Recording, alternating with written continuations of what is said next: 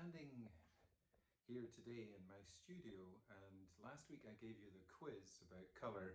And this week we're just going to do a little bit of art history, and sometimes I'm going to show you my own paintings as well, of course.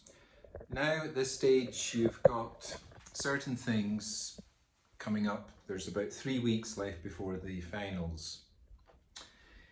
I have sent all of you out a postcard with a stamp on it, which you will return to me. And there's instructions inside for the simple drawing you do on that. I also have the quiz from last week on colours, and that's in week 12. This is the week 13 videotape. I also have the essay, which you have done on the Mexican artist Frida Kahlo, and there was a video put up about her in week 12, which you were going to look at and then write a few words. Then you've got your self-portrait, which we did extensive training in so that beginners could understand the fundamentals of painting and drawing. Now you also have the second painting. Some of you have done it already, at least one or two of you have, and excellent results. The second painting comes from inside you, your own soul. Something of importance for you, something individual for you, something from your imagination. Behind me is a painting of really extreme imagination. This is a painting by the artist Hieronymus Bosch. Let's get it in the frame. There we are. Now Bosch took the name of the town that he was living in the Netherlands, which was called Bosch. I'm not sure what his real name was, but he became known after his town. And Hieronymus Bosch, this painting was hanging in a church in the Netherlands. Strangely enough, it was so desirable by King Philip of Spain that it was one of the things he took back as war booty to Spain after the 30-year war in the Netherlands, which the Spanish won. They did get all around the world, just like the English. And this painting is now in Spain, in the Prado Museum in Madrid. Now, depending on which way you read it, some read it from this way to this way, although last week I read somebody who was reading it from this way to that way. Okay, so from right to left rather than from left to right. And it is a scene that has confused people for many, many, many years. There are varieties of interpretations. I'll just talk about it a little bit and give some interpretations. This panel here is seen by most, but Bosch never said what the painting meant. But this panel is seen by most to represent the Garden of Eden. Here we see Adam and Eve. This figure in the center seems to be Jesus. Surrounding the painting are a variety of wild animals, some of which look like they're entirely created from Bosch's imagination, such as these creatures down here. There's a bird with 2 heads. There's a kind of strange beast coming out of a water pool.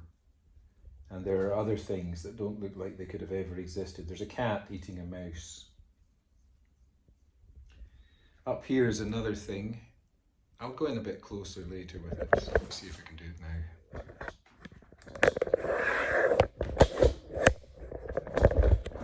Yeah. Up here is another thing. There we are. Yeah, there. That's it. A kind of strange homunculus thing. This is a vision of a giraffe. This is his vision of an elephant. Obviously, he'd actually seen an elephant. The giraffe has 2 horns, like a double-headed unicorn, so I'm not sure if he'd actually seen a giraffe, although It does have a slight resemblance to it. There's a kind of dog with two legs here. There is a unicorn drinking the water there with another thing, and there's the fountain of life here, I guess.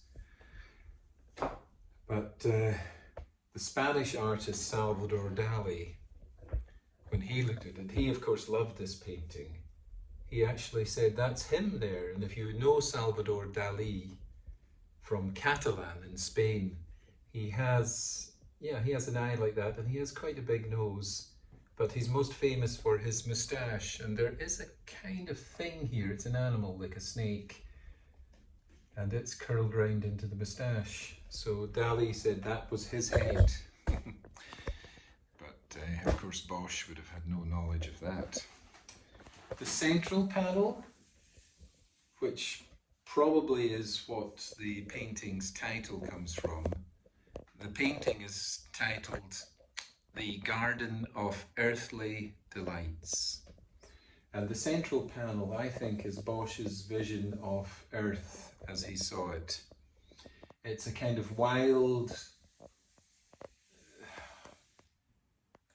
just higgledy-piggledy, everything happening, a wild attempt to do something in this life. There's women here inside a big pool of water. They're all standing there, one of them's crawling out. And surrounding the pool are men, which are on a variety of four-legged animals, ranging from unicorns, camels, giant pigs, giant cows, goats. They're riding these giant animals, and they're all men. I've looked at that closely. I don't see any women there. They're all men riding around. I don't know if they're trying to show themselves off and attract one of these women from the pool of water so that they can find somebody to make into their husband or wife. And down here we see what's happened here. Lots of different humans and animals are kind of getting together. There's people being carried in giant shells. There's people coming out of these things. There's people floating in water. It must have been quite a thing to see in a church in those days. It must have really had a terrific effect because, of course, people had no movies or anything, books, magazines, nothing. No, obviously no television, no films. It was painted in the 15th century. So that was that. And then this last panel, which is the vision of hell. And you have up top here, in fact, the hell again, I mean, it's as if he's kind of seeing into the future. It kind of looks like the lights coming during the Blitz when searchlights were going in the air looking for aircraft. Of course, he would have known nothing about that in the 15th century, but he sees, if you can ever look at it close up, there are tiny demons and things floating in the air. So that's hell's sky. It's kind of scary. And then down here is the hell of music, noise. And if you've ever had to live next door to somebody who makes music, I have a neighbour who sings, gets drunk and sings in his garage, and his voice is not exactly in tune. So that's a kind of, and if you have to live next door to somebody who plays music all night, you would know that that is hell. So he's got 2 ears with a knife going through it, bagpipes, and then that face is supposed to be Hieronymus Bosch himself. And then down here are musical instruments of hell on which people are being tortured. Just behind it you can see the hell of very cold water. And if you've ever been in an apartment where it's icy cold in the winter, you'll know that that's hellish. Same up here, these are fires, so I think these represent the fires of hell, so they'll be very hot. We usually think of hell as hot, but there are many hells. And there's the hell of ice cold as well, and the hell of noise, and then the hell of this. And that's one of the demons of hell here. You can see that thing. which is eating the souls of someone. And he's sitting on that stool. It's like a toilet stool. He's pooping them out. There's stuff going on here. You know, everything has meaning and interpretation, and you could spend hours looking at this trying to understand it. There's a kind of a shield here with a knife, and I remember it was a student explained to me what that meant. Something with a saint or something. Maybe one of you will explain it to me. I must admit I've forgotten it. This gambling dice. So it's all the vices of hell are in there. So that's the Garden of Earthly Delights. It's in 3 pieces, so it's what would be known as a triptych. 3 pieces. And that's a traditional way of doing a religious painting, because these 2 panels, they were on separate pieces of wood. These 2 bits would have folded in, okay, and they would have been exactly the size of this middle panel, if that makes sense. So this width here equals the same width as the 2 of these here. So that gives you a sense of the size of this thing and how it worked. It would fold, it would have something else painted on the outside, which was a kind of black and white vision of Earth. And then it would fold out and people would see this and they would be amazed, you know, because back in those days, in the churches, you know, it was an escape, because outside, I mean, there wasn't much really. I mean, all you had was work. You would work from the moment you woke up in the morning after you ate something. You'd be out on the fields working all day, really hard work, and then you'd come back, probably have something to eat, and then go to sleep and be up and working again. So life was very difficult. And of course, medicine was very primitive, everything was very tough. There were no toilets as we understand it, so there would be a terrible smell on all the streets. And, you know, it would just, I mean, people didn't wash so much, so you know, they would have very bad body odor.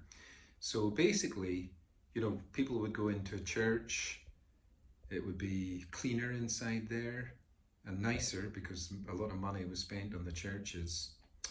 And they would also get the smell of the incense in the church, you know, the monks there.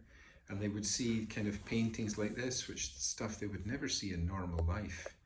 So they must have been marvellous places to escape from the drudgery of everyday life. And you can see why they would have been so popular. And that would be the only place that a normal person could go and see paintings.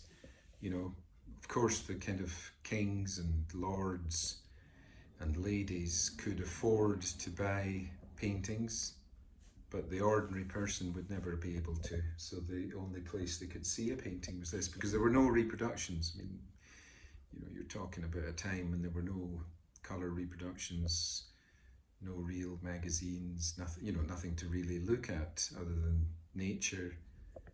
And when you saw a painting like this, it was just absolutely astonishing. So this is a painting by Hieronymus Bosch, and it is called The Garden of Earthly Delights. It's priceless. It exists in the Prado Museum in Madrid, and it would never be sold. It's just one of those things that's like the Mona Lisa.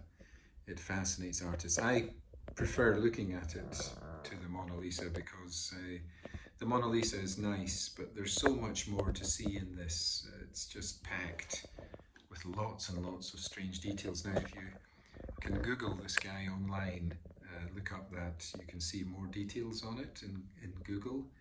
And the painting is called The Garden of Earthly Delights. Okay. That's this talk on art history on one of the most important artists of the medieval times, Hieronymus Bosch.